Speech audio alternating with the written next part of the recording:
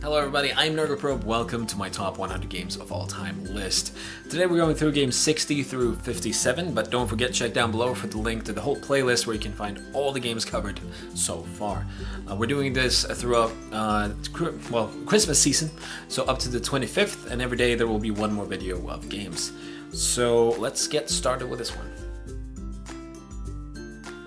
Number 60 is a Telltale game, and I must say they've really amazed me and many others, I bet, with their story games that they've released lately. I mean, they did, like, what's the name?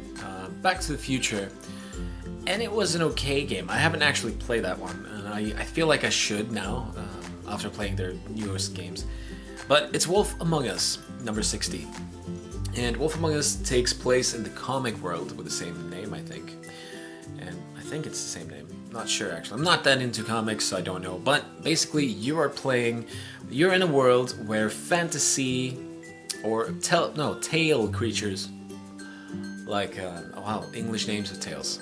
Well, like the Big Bad Wolf, like Red Riding Hood, that's the name, right? And those kind of creatures are in the real world, and they can use spells to look like human, or they can kind of try and exist in that world without those things, but then there will be some issues and yada yada. You're playing the Big Bad Wolf, who's also the sheriff, I believe. Yeah, and you're trying to investigate what's going on. There's some mystery going on, and there's murders happening and everything. And it's a really, really good game. I want to play through it again because there are actually a few, unlike the other series throughout the game so far, there's actually areas in this game where you can go two different paths, and if you take one, you won't even see the other part of it. You won't, well, yeah, you will, but you will get there later and something else will happen.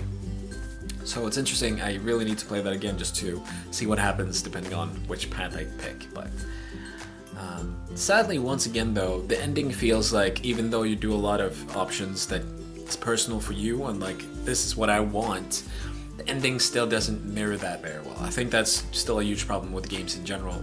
Like, that's why people complain about Mass Effect 3 ending. That's why people complain in general about endings where you have a lot of multiple paths. But yeah.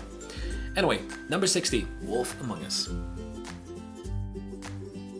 Number 59 is a new game that was just released as I made this list, and that is Rainbow Six Siege. And the reason it's here is because it's giving me, yes, this is actually above Rainbow Six Vegas, which is the game that made me want Siege so badly. And the reason is that I feel like I've wanted this kind of tactical game for a very, very long time.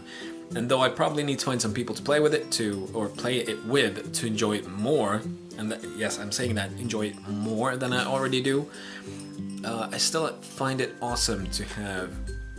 Basically, Siege takes the typical FPS game into a siege. You are a strike force breaking into a building, trying to defuse a bomb, saving a hostage, or whatever. You can break through walls, through windows, climb the walls, and it's just so very different that way compared to many other FPS games. Though, except the old Rainbow Six games always had this kind of mechanic to them, but this time I think they nailed it. This is clearly the best game in the Rainbow Six series so far. So yes, my number 59, Rainbow Six Siege. My number 58 is the only hack and slash, I think, on my game top 100 list thing, and that is Bayonetta. And we can argue, there's been a lot of talk about Bayonetta lately, especially, the sexism and yada yada. And I would love to talk about that in another video when I focus more about that. For this one though, I'm just gonna tell you it's one of the, clearly because it's on the top 100, best hack and slash games or action games that I've ever played. I used to be a fan of Devil May Cry. I liked it when I was younger, but it was good, but it was never great. And then I played this game, and I was just like, wow, this really pushed that genre over the top for me. This was a great game.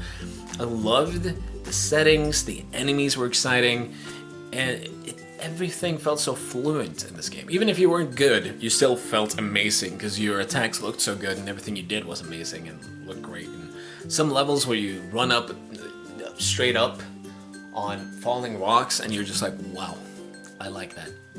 That's cool. my number 57 is Tomb Raider 1. The first Tomb Raider, not the new game, not the re-release one. That is not actually on my list, spoiler. But Tomb Raider 1, the very, very first Tomb Raider, it's my favorite Tomb Raider of all the games, because it gave me a feeling of exploration, a feeling of actually being a Tomb Raider, going into these areas where no one had been before. That's Star Trek though, but and just looking for treasures. There was a lot of hidden items, a lot of hidden things, something that sadly I felt kind of lost in the latest Tomb Raider, that there were like places where you could go into these puzzle areas and just go through puzzles and find something, but that was kind of constructed. You know, you went into this area and, oh, there's a puzzle and I want to find something at the end. Whilst in this game, you could all of a sudden find a switch that was hidden and find a path, and there was a treasure, and you're like, oh, that was cool that I found that. And Tomb Raider 1 is also, it was a horrifying game. I remember me being really scared of this, because you could walk around areas. The camera was kind of bad back then, and you ran around a corner, and suddenly the camera fixed itself so that it was like corrected, and then suddenly a bear appeared and attacked you, and you were like, oh shit, it's a bear.